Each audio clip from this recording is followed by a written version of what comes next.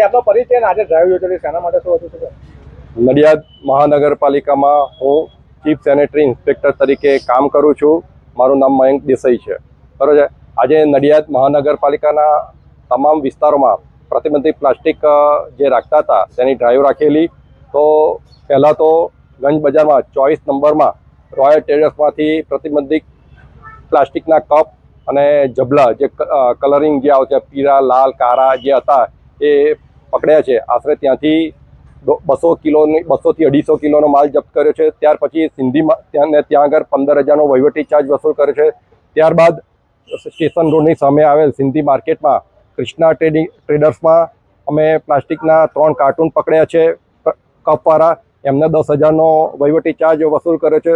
એની સામે નિહા ટ્રેડર્સ છે, ત્યાં પણ પ્રતિબંધિત પ્લાસ્ટિકની કોથળીઓ અને કપ પકડ્યા છે અને તેઓની પાસેથી પણ અમે 10,000 જેટલો વહીવટી ચાર્જ વસૂલ કર્યો છે.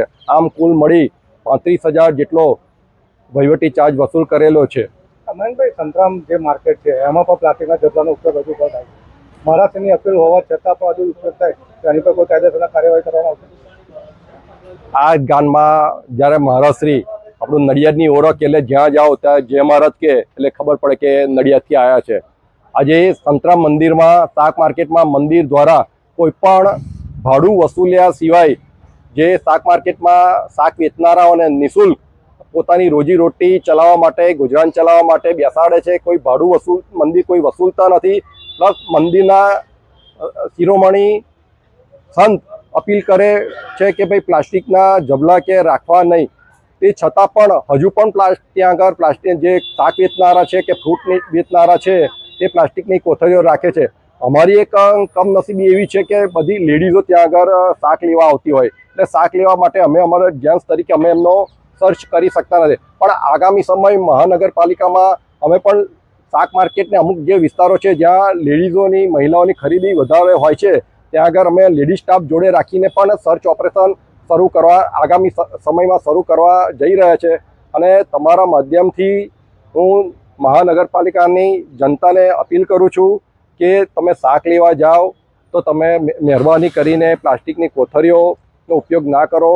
હું જોઉં છું કે શાક માર્કેટમાં લેડીઝો મહિલાઓ એક્ટિવા લઈને 500 રીંગણ લેવાના હોય, 500 બટાકા લેવાના હોય કે 250 ટામેટા તો દરેકની જુદી જુદી કોથળીઓ લાલ પીળી કોથળીઓ ભેગી કરી અને ડીકીમાં મૂકતા હોય છે. અમારેથી એમને સર્ચ કરી શકાતું નથી કારણ કે લેડીઝ હોય કંઈક બીજો ઇસ્યુ ઊભો ના થાય. વેપારી વેચતા હોય એ લોકો તો તમે વેપારીઓ આજે તમે જોયું કે આજે જે વેપારીઓ છે પણ એ શાક માર્કેટમાં લોકલ ફેરિયાઓ પણ ત્યાં આગળ એ લોકોને આપી જાય છે. અગાઉ પણ અમે ફેરિયાઓને પકડી ને એ લોકો જોડે વહીવટી ચાર્જ વસૂલ કરેલો છે.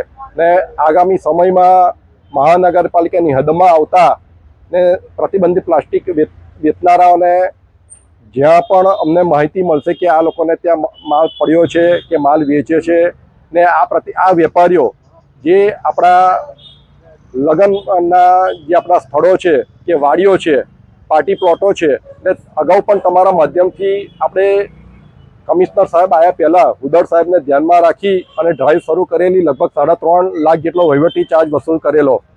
હવે પણ લગ્નના સમયગાળામાં કે કોઈ પણ જગ્યાએ પાર્ટી પ્લોટમાંથી પણ પ્લાસ્ટિકના જે પાણીના કપ છે એ પકડાશે તો પાર્ટી પ્લોટને પણ અમે દંડિત કરીશું અને જે રસોઈયા છે, જે કેટરિંગવાળા છે એમને પણ અમે દંડિત કરીશું. અગાઉ પણ અમે એ રીતે રિયા પાર્ટી પ્લોટમાં ફાળેલી જ છે.